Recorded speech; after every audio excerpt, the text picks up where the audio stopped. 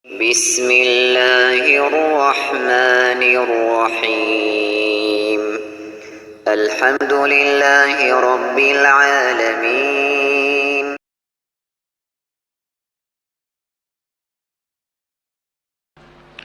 Baik.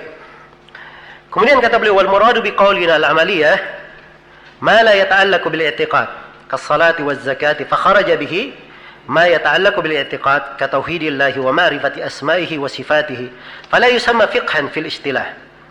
Ya, adapun ucapan kami al-amaliyah, amaliyah artinya bersifat apa? Bersifat amalan. Ya, keluar darinya apa yang tidak berkaitan dengan akidah.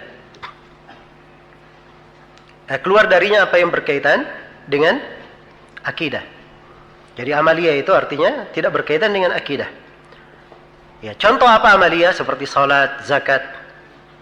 Ya, jelas ya? Ya, keluar darinya apa yang berkaitan dengan akidah seperti mentauhidkan Allah, mengenal nama-nama dan sifatnya. Itu tidak disebut fikih secara apa? Secara istilah yang disebut oleh Syekh di sini. Ya, walaupun sebenarnya di kata beliau ini, kata amaliyah sebenarnya masuk juga akidah. Ya. Sebab akidah itu kadang dengan lisan, kadang dengan apa? Keyakinan dan kadang dengan amalan. Kan begitu? Dan amalan bagian dari apa? Pembahasan akidah juga. Ya. Hanya saja di sini ya, penyebutan definisi oleh penulis itu tidak dimaksudkan seperti yang dimaksudkan oleh ahlul bidah. Iya. Sebab di sini hanya tafriqul masail, pembedaan masalah-masalah yang diinginkan. Sebab pembahasan tauhid itu ada buku-buku tersendiri yang membahasnya. Pembahasan fikih ada pembahasan apa? Buku-buku tersendiri yang membahasnya. Walaupun dimaklumi bahwa Abu Hanifah menamakan buku akidah dengan judul apa? Al-Fiqhul Akbar. Kan begitu? Disebut juga dengan nama Fikih Akbar. Iya. Baik. Dan ini tentunya apa namanya? Tidak dimaksudkan oleh Syekh rahimahullah. Beliau ingin memaksudkan di sini tafriqul masail, tafriq al-istilah, membedakan antara istilah-istilah. Kemudian kata beliau, wal muradu biqaulina bi adillatiha tafsiliyah, dan yang kami inginkan dengan ucapan kami dengan dalilnya secara terperinci. Iya, dengan dalilnya secara terperinci, adillatul fiqh al-makruna bi masailil fiqh tafsiliyah. Yang diinginkan adalah dalil fikih itu disertai dengan apa? Masalah fikih itu secara terperinci. Iya. Wudu wajib bagi orang yang ingin salat. Apa dalilnya? Firman Allah Ta'ala, ya ayyuhalladzina amanu idza kuntum ila sholati apa? Faghsilu wujuhakum sampai akhir ayat. Haditsnya adalah hadits Abu Hurairah riwayat Bukhari dan Muslim, la yaqbalullahu salata ahadikum idza ahdath hatta yatawadda. Ya, disebutkan satu pembahasan fikih disertai dengan dalil. Inilah yang disebut dengan apa? Ilmu fikih. Kalau ilmu usul fikih, dia pembahasannya bukan dalam rincian, tapi dalam dalil global. Pembahasan ilmu usul fikih. Ya, di dalam apa dalil apa?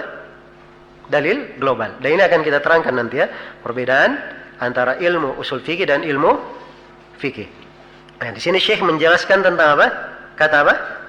Kata fikih ya. Ingat bahwa penjelasan beliau pembahasan tentang fikih. Nah, maka fakharaja bihi usulul fiqh. Keluarlah darinya pembahasan usul fikih. Lianna al-bahth fihi innama yakunu fi adillatil fiqhi al-ijmaliyah. Karena pembahasan dalam ilmu usul fikih itu pada dalil-dalil fikih secara global. Dalil fikih secara global. Ya. Nah, misalnya perintah itu menunjukkan mana apa? Mana wajib. Jadi ini dalil fikih global. Itulah usul fikih. Bisa dipakai di mana saja. Ya, bisa dipakai di mana saja. Tapi kalau fikih, contohnya ayat aqimus shalah, tegakkanlah salat, ini adalah dalil tentang apa? Tentang wajibnya salat. Disebut fikih disertai dengan apa? Disertai dengan dalilnya. Nah, ini perbedaannya. Dan insyaallah kan kita tambah lagi penjelasan nanti tentang perbedaannya. Jadi selesai sudah di sini kita membaca definisi Syekh rahimahullah tentang makna fikih, tentang makna kata fikih itu.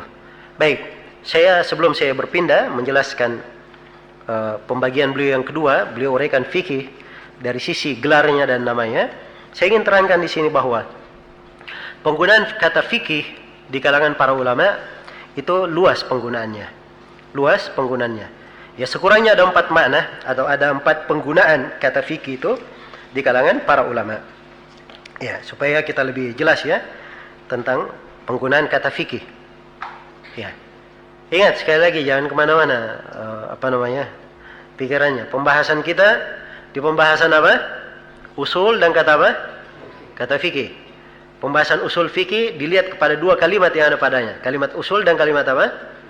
Kalimat fikih. Kita belum sampai membahas usul fikih ya secara bersambung. Baru di kalimat fikih saja. Setelah menjelaskan kalimat fikih ini, beliau berpindah menjelaskan pembahasan definisi yang kedua. Ya. Beliau mendefinisikan ilmu usul fikih itu dari sisi apa? Kata beliau, "Ats-tsani bi'tibar kaunihi laqaban li hadzal fanni al-mu'ayyan." Yang kedua, pendefinisian ilmu fikih atau ilmu usul fikih, pendefinisian ilmu usul fikih dilihat dari arah usul fikih itu sebagai gelar untuk cabang ilmu ini. Jadi ini cabang ilmu namanya apa? Ilmu usul fikih. Kalau dia digabungkan sekaligus ilmu usul fikih, apa yang dimaksud ilmu usul fikih itu? Ya, di sini Syekh memberikan definisi. Nah, kata beliau fayu'rafu atau fayu'arrafu, diberikan tarif, didefinisikan bi annahu ilmun yabhathu an adillatil fiqh al-ijmaliyah wa kayfiyatil istifadati minha wa halil mustafid. Ya. Jadi kata beliau, ilmu usul fikih itu ya, definisinya adalah ilmu yang membahas tentang dalil fikih secara ijmaliyah. Dalil fikih secara global. Ya. Dia hanya membahas dalil fikih secara apa? Secara global. Jadi ini pembahasannya. Wa kaifiyatul istifadah minha, dan dia juga membahas bagaimana cara mengambil manfaat dari dalil-dalil itu. Iya. Wahalil mustafid, dan ilmu usul fikih juga membahas tentang keadaan orang yang mengambil manfaat. Keadaan orang yang mengambil manfaat. Iya. Jadi secara global di dalam definisi ini diterangkan lingkup pembahasan ilmu usul fikih itu sebenarnya apa. Iya. Jadi kalau misalnya ada yang bertanya, oh kita diajak belajar ilmu usul fikih. Ilmu usul fikih itu apa sih sebenarnya? Ya. Cara global bagaimana? Ya kasih definisi ini pembahasannya. Cara global. Jadi ilmu usul fikih dia membahas 3 masalah secara pokok. Ya kalau ingin dirinci menjadi 4 semuanya. Kalau ingin dirinci ya. Ya. Tapi penulis di sini membahasakan dengan apa? 3 pembahasan. Jadi secara pokok adalah membahas tentang dalil-dalil fikih secara ijmali. Membahas dalil fikih secara global. Ya. Ini yang pertama, membahas dalil fikih secara global. Kemudian yang kedua, pembahasan ilmu fikih adalah membahas tentang bagaimana cara mengambil manfaat dari dalil-dalil itu. Iya.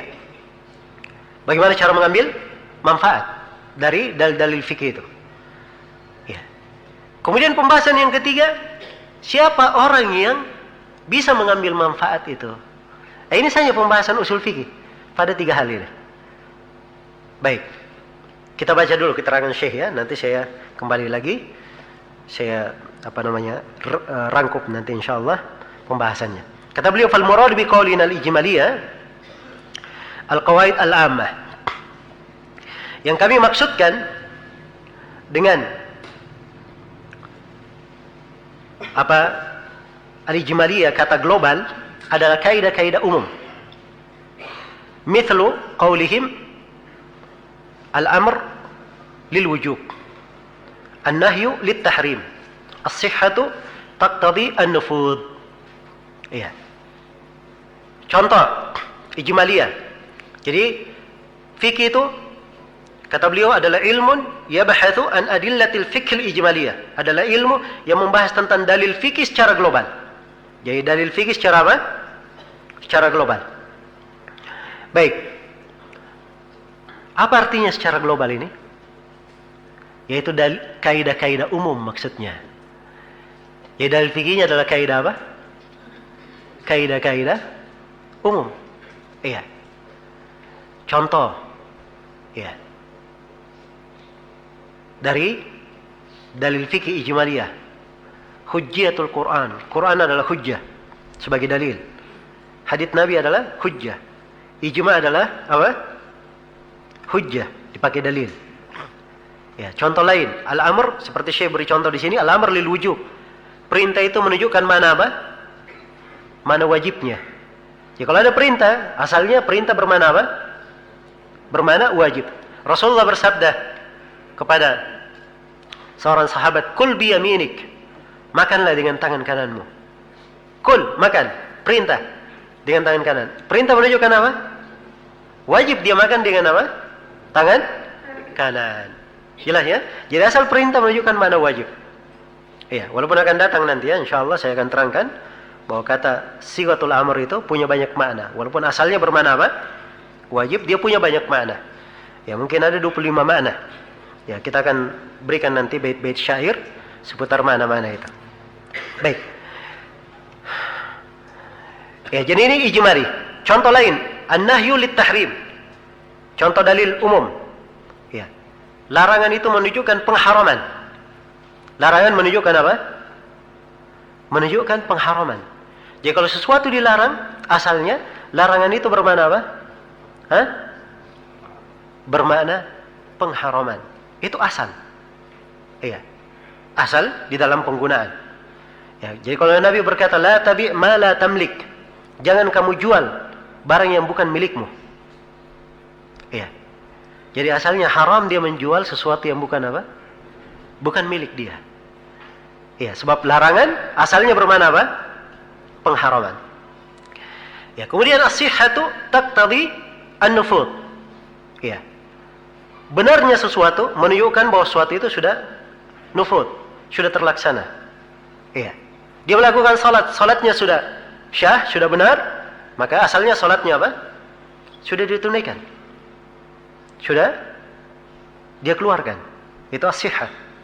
Ya, karena itu zakat fitri tatkala dikeluarkan sebelum khatib berdiri, maka dia sudah sihah. Ya, karena kata Nabi sallallahu alaihi wasallam, "Faman akhrajaha qabla as-shalah fahiya zakatun maqbulah." Siapa yang mengeluarkannya sebelum salat, maka dia adalah zakat yang apa? Zakat diterima. Sudah nafid sudah. Sebab dia sudah apa? Sahih cara pengeluarannya. Sudah benar cara pengeluarannya, maka dia sudah dikatakan apa? Sudah nafid, sudah terlaksana. Sudah dia tunaikan. Jelas ya? Ini kaidah akan datang nanti di pembahasan. Iya. Al-amr lil wujub, an-nahyu lit tahrim, as-sihhat taqtadi an-nufud. Ini akan datang nanti pembahasannya di pembahasan tentang ahkam. Pembahasan yang akan datang di bab setelah ini. Jelas ya?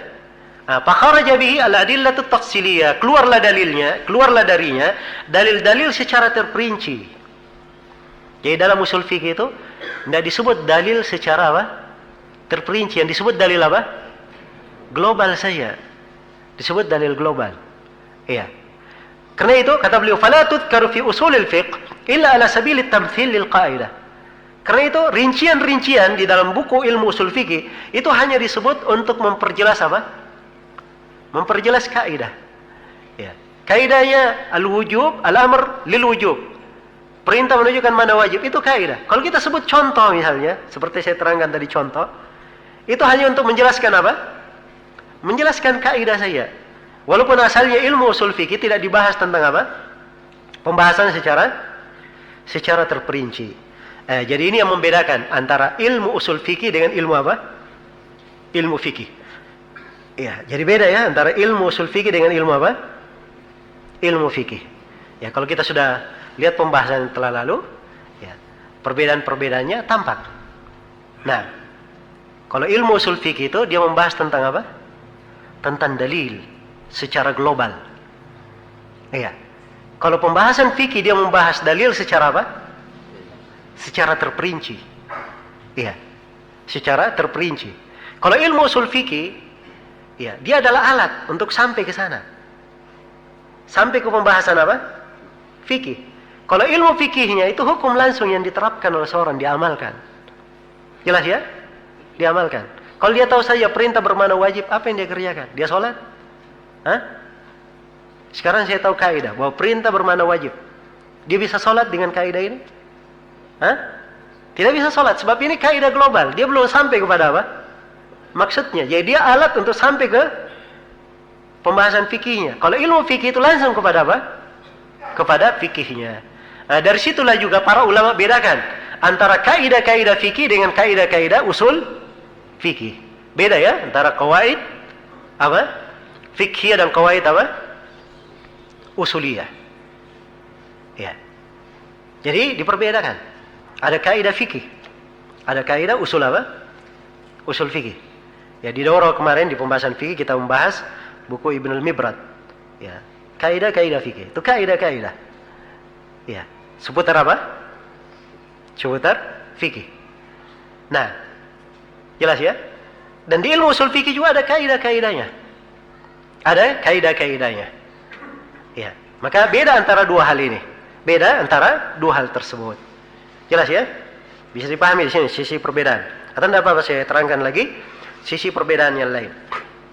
Nah, kalau kita masuk di pembahasan kaidah-kaidah usul fikih, iya, itu dia adalah pembahasan tentang kaidah umum, kulliyah sifatnya, bisa dipakai di mana saja, pembahasan apa saja. Berbeda dengan kaidah fikih. Kalau kaidah fikih dia sifatnya aglabiyah, kebanyakan sifatnya. Iya. Karena itu tadi kita berikan kaidah fikih, contohnya apa? Al-aslu tahrim al-maitah. Asalnya adalah pengharaman apa? Bangkai. Tapi apakah berlaku begitu seterusnya? Tidak ada perkecualian? Ternyata ada perkecualiannya di keadaan apa? Tertentu. Karena itu pada sebagian kaidah fikih dia sifatnya aglabiyah, kebanyakan. Iya. Kalau kaidah usul enggak, dia sifatnya kulliyah. Dia sifatnya apa? Kulliyah. Universal, mencakup keseluruhan. Baik, perbedaan yang kedua, ya. Perbedaan yang kedua, kaidah-kaidah pembahasan ilmu usul fikih itu adalah dalil-dalil untuk sampai ke mana? Ke fikih. Iya. Untuk sampai ke fikih. Berbeda dengan pembahasan fikih, dia adalah pembahasan fikihnya langsung. Ya, kalau dibikin kaidah fikih, berarti dia dari sejumlah masalah-masalah yang sifatnya sama dikumpulkan jadi satu kaidah. Dikumpulkan jadi satu kaidah. Jelas ya? Baik. Nah, ya. Perbedaan yang ketiga, ilmu usul fikih dengan ilmu fikih, bisa juga antum bedakan qawaid usuliyah dengan qawaid fikhiyah. Ya, perbedaan yang ketiga, ya, ilmu usul itu, ya, itu ada, walaupun cabang-cabang permasalahan belum ada. Ya, cabang-cabang permasalahan belum apa? Belum ada. Karena itu di masa ini sekarang terjadi masalah-masalah baru. Belum pernah terjadi di masa Nabi. Bayi tabung ada di masa Nabi? Hah? Pembahasan bayi tabung ada di masa Nabi? Ya, tidak ada ya. Ya. Tapi subhanallah bisa dibahas oleh apa? Para ulama dengan perantara apa? Dengan perantara ilmu usul fikih untuk sampai ke sana. Ya. Jadi pembahasan fikihnya belum ada, tapi ilmu usulnya sudah lengkap, bisa membahas itu walaupun belum terjadi masalahnya. Jelas ya? Berbeda dengan masalah fikih. Ya, kaidah fikih itu terjadi pembahasan. Kaidah fikih terjadi kalau sudah ada pembahasan-pembahasannya. Iya. Sudah terjadi pembahasan-pembahasannya. Para ulama melihat bahwa perempuan berbeda dengan laki-laki pada 5 keadaan. Misalnya. Ini kaidah. Ya. Jelas ya? Laki-laki atau perempuan dianggap 1/2 dari laki-laki pada 5 apa? Pada 5 pembahasan.